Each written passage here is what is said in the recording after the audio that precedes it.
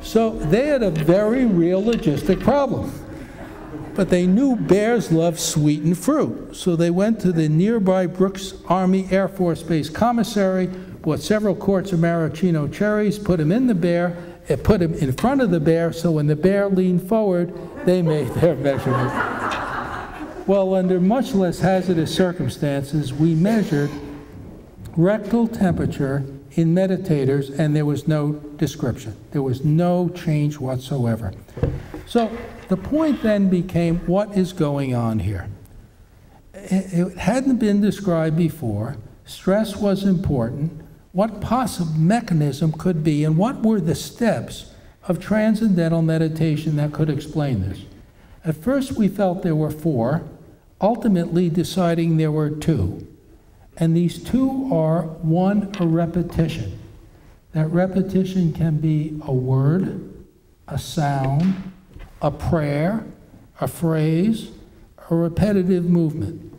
The second is when other thoughts come to mind, you disregard them and come back to the repetition. What this does is break the train of everyday thought. Then we spent 2 years reviewing the religious and secular literatures of the world to see whether or not these 2 steps hadn't been described before. And for me, it was actually scary, because every single culture of humankind that had a written history had something that had these 2 steps within it, normally within a religious tradition. The earliest we found were from the Upanishads, dating back to the 7th, 8th century BC. And there, within the Hindu tradition, it was written, to achieve this union with God, focus on your breathing, and on each out-breath, repeat this phrase or word or sound from the Upanishads, from the Bhagavad Gita or the Vedas. Should other thoughts come to mind, disregard them and come back to the repetition. Next example we found was from Christianity, dating almost back to the time of Christ himself, passed on by word of mouth and first written about amongst the Desert Fathers, hermits living north of Cairo in the 2nd, 3rd, and 4th centuries. What these people would do would be kneel, focus on their breathing, and on each out-breath, repeat the word Jesus as they experienced love. Thomas Merton has written beautifully about this. In Judaism, dating back actually a bit earlier, in the time of the Second Temple, which was the 4th, 5th century BC to the 1st century AD, in a school of thought called Merkabalism. People would squat in a fetal-like posture, rock from heel to toe, and on each out-breath, repeat the components that made up, would repeat a magical seal. In Christianity, it was carried forward, and in the 10th, 11th century in England, an anonymous English monk wrote a work called The Cloud of Unknowing, where essentially it was the same thing that the Desert Fathers did, kneeling and expressing and stating the word Jesus as they experienced love.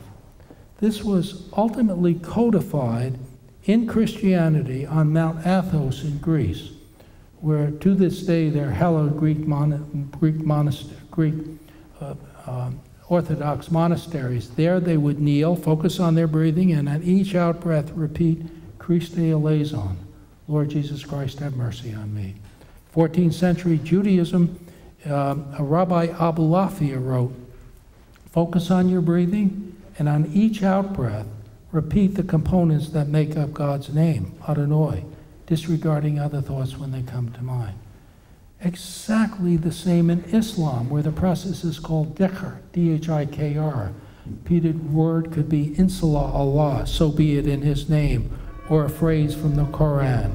And this was to be done on a regular basis. Now in Islam it's done 5 times daily. Exactly the same in Hinduism, where often the repeated word is Om. Tibetan Buddhism, where it's Om Mani Padme Hum, Hail Jewel of the Lotus. It doesn't matter. In Soto Zen Buddhism, people count their out-breaths in magical numbers. Out-breath 1, magical number 1. Out-breath 2, magical number 2. Up to 10, back to 1 again, disregarding other thoughts. And whether it be Shintoism, Taoism, Confucianism, there's a repetition, the words, the postures change, but when other thoughts come to mind, you disregard them and come back to the repetition. In the most primitive of religions, the shamanistic religions, people would do this to the beating of the drum or the stamping of feet. So we went back to the laboratory and brought in some bright Harvard medical students, Boston College students, Emerson College students, Boston University students, wired them in the same way, and had them count their out-breaths, not in magical numbers, but regular numbers. Out-breath 1, 1, 2, 2, up to 10, disregarding other thoughts, and then back to 1 again. The experiment was a complete and inexorable failure.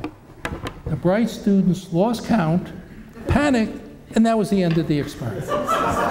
So he said, okay, stay with the number 1.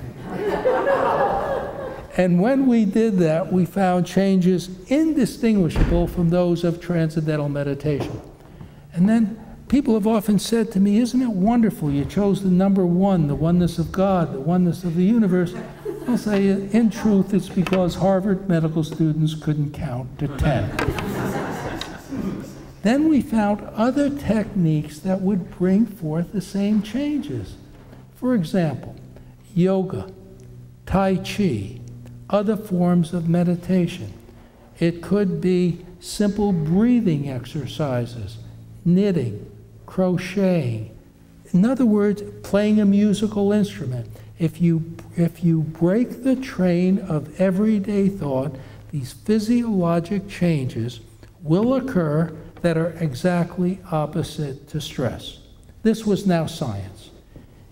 That what we were studying was measurable, predictable, and reproducible. That's science.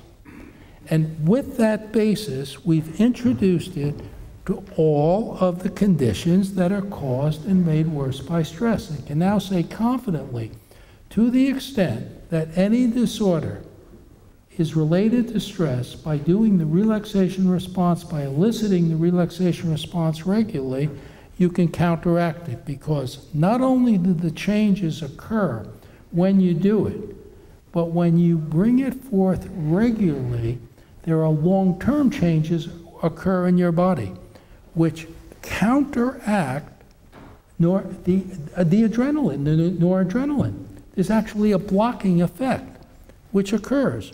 And recent work is showing that when you do it regularly, your brain cells actually increase, either in volume or number or both. And that the normal attrition that occurs in many people with aging does not occur. In other words, you have a thicker brain as you age. And we're now actually finding that when you do this regularly, there are changes in your genes' activity. The genes that are active in stress are not active, and they are counteracted when you do this regularly. And what's so truly remarkable about this, we've discovered nothing new.